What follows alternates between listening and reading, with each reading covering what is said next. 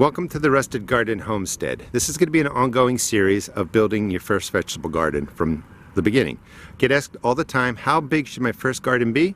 I recommend something this size, 16 feet by 16 feet or 20 feet by 20 feet. Nothing bigger, because it can be a lot to take care of. And if you enjoy it, you're going to want to expand, so this is a perfect size. Now, I do recommend you set up some sort of fencing. You don't have to, just if not, 16 by 16 foot space. This is fencing that I found in my wooded area that I'm reusing. This is probably about 20 years old. It'll be perfect.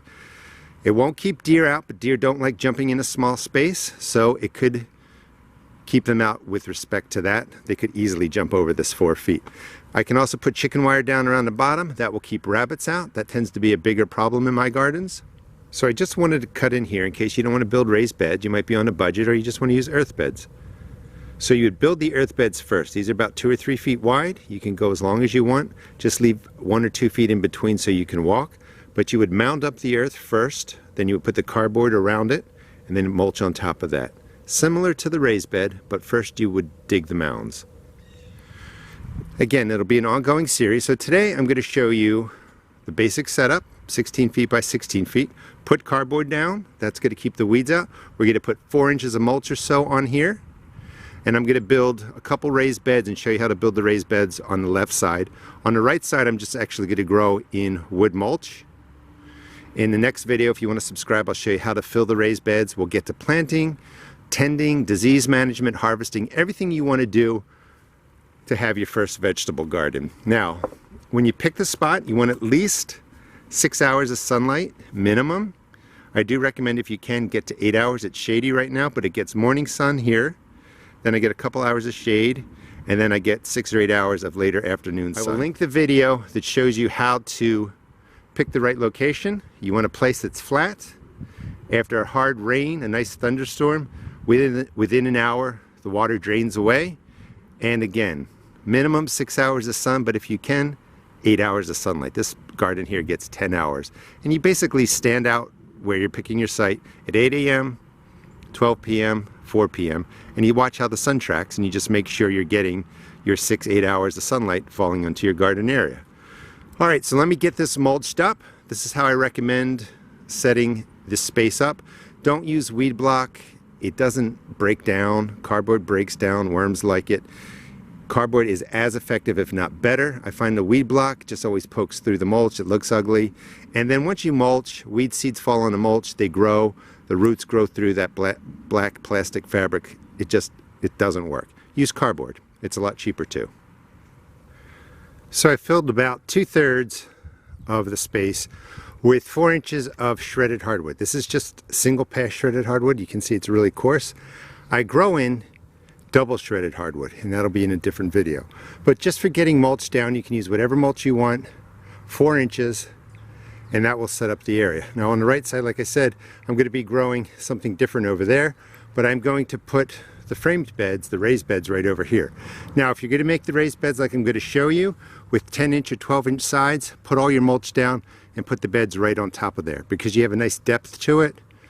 You don't have to worry about issues coming up with nitrogen when you're growing near wood. If your raised bed's going to be more like a frame bed, maybe 4 inches or 6 inches, drop the boards down first in the space that you want, and then mulch around it. Don't put any of the wood mulch into the framed area. Hope that makes sense. All right, let me get ready to set up but actually build the raised beds, and I'll show you how to do that.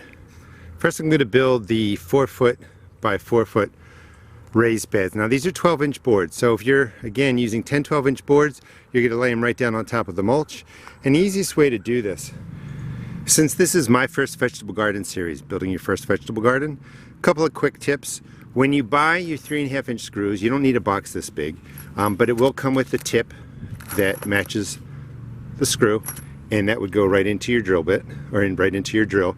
And when you're selecting the drill bit to pre-drill, you want the width of the drill bit to be a little bit smaller than the width of the screw, and that will set you up just right.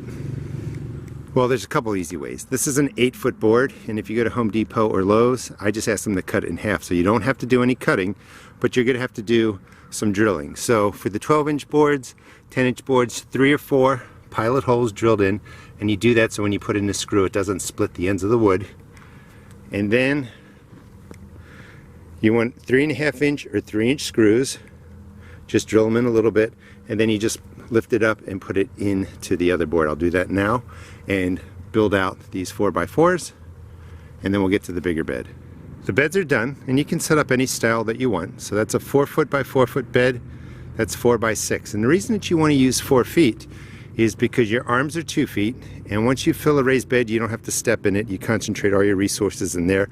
That will be in the next video that I'll shoot next week if you want to subscribe. But with a 2-foot reach in your arms, you can walk around in these spaces and tend to your garden. So you're just going to lift the boards up, and you just screw right into the other board.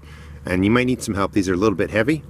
And also you want to have at least a foot walking space in between so you can get through and tend your beds. Another tip too is your fencing. If you're going to do fencing, fencing usually comes in 8-foot lengths.